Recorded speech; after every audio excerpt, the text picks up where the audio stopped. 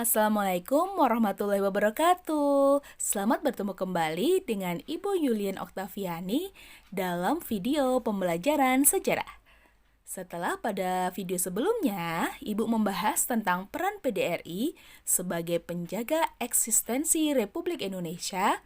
Pada kesempatan kali ini, Ibu akan membahas tentang serangan umum 1 Maret 1949.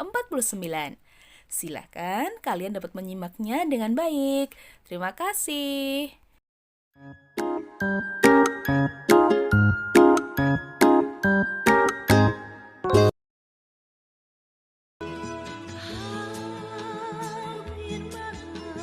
Peristiwa serangan umum 1 Maret merupakan bagian penting dalam sejarah perjalanan bangsa Indonesia. Serangan yang berlangsung selama 6 jam di Yogyakarta berhasil menunjukkan kembali eksistensi Indonesia ke dunia internasional. Selain itu, peristiwa tersebut juga mampu menyatukan kembali persatuan dan kesatuan rakyat Indonesia untuk mengisi dan memperjuangkan kemerdekaan bangsanya.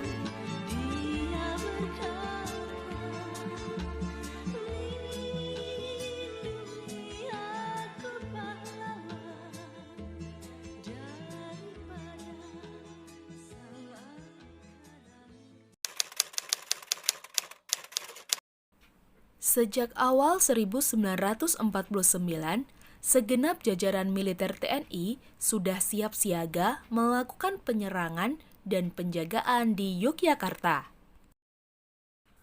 Pada bulan Februari 1949, muncul perintah operasi di Staf Komando Aktif Bibis yang menyatakan agar segera melakukan serangan umum di Yogyakarta.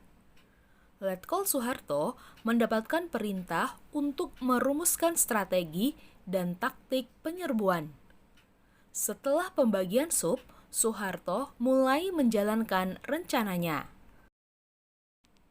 2 minggu sebelum hari H, kesatuan-kesatuan dalam kelompok mulai menyusup ke kota Yogyakarta. Siapa sangka, pasukan di bawah pimpinan Letnan Komarudin lebih dahulu melakukan penyerangan pada tanggal 29 Februari 1949 karena mengira bulan Februari berakhir pada tanggal 28. Pasukan ini melakukan penyerbuan di daerah kota Yogyakarta sampai daerah kantor pos selatan Jalan Malioboro. Penyerangan berhasil hingga menguasai daerah tersebut.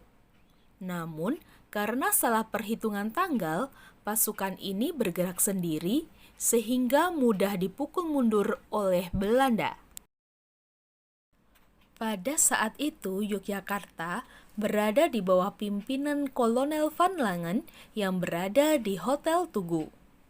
Pasukan ini juga terdiri dari batalion dan diperkuat satuan-satuan KNIL.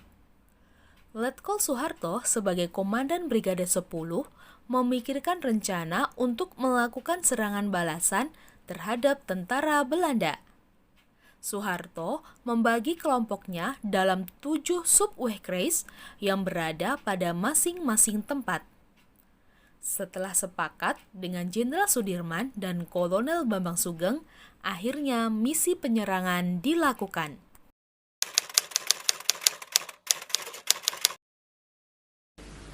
Serangan umum 1 Maret 1949 dimulai sekitar pukul 6 pagi waktu Indonesia Barat saat sirine keras dibunyikan di segala penjuru. Pertempuran itu berlangsung di jantung ibu kota.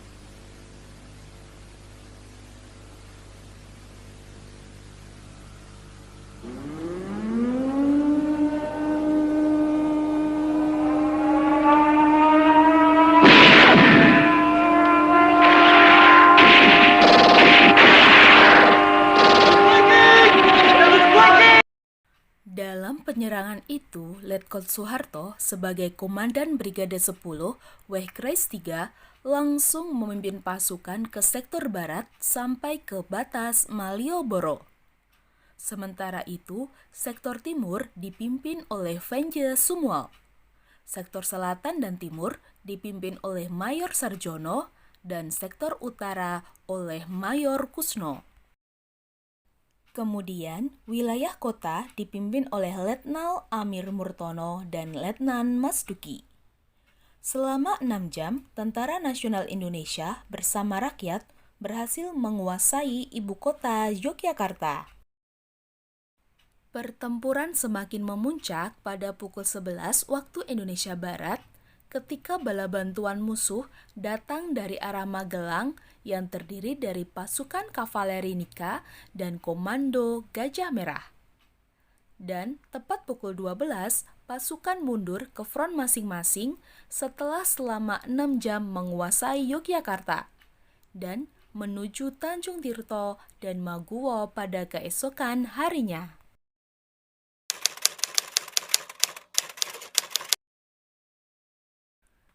Keberhasilan penyerbuan besar-besaran ke Yogyakarta tersiar sampai ke luar negeri melalui radio PC Auri. Saat itu, pimpinan penyiaran radio yang berhasil mengabarkan serangan umum 1 Maret itu adalah Opsir Udara 3 Budiarjo. Ketika berita serangan umum tersiar, berita itu ditangkap dan disiarkan oleh Bidar Alam Sumatera Barat. Kemudian dirilai Auri Takingun Aceh, lanjut ke Rangon Burma, New Delhi, India, hingga akhirnya ke Washington. Menariknya, siaran ini menjangkau ke forum PBB di New York. Meskipun hanya 6 jam, dampak serbuan Indonesia pada serangan umum 1 Maret 1949 cukup besar. Di antaranya, yang pertama, menunjukkan kepada dunia bahwa Indonesia tetap ada dan TNI masih mampu menyerang. Yang kedua, mendukung diplomasi Republik Indonesia di forum PBB. Yang ketiga, mendorong perubahan sikap Amerika Serikat yang akhirnya balik menekan Belanda agar berunding dengan Republik Indonesia. Yang keempat, menaikkan mental rakyat dan TNI yang bergerilya. Dan yang kelima, mematahkan mental dan semangat Belanda.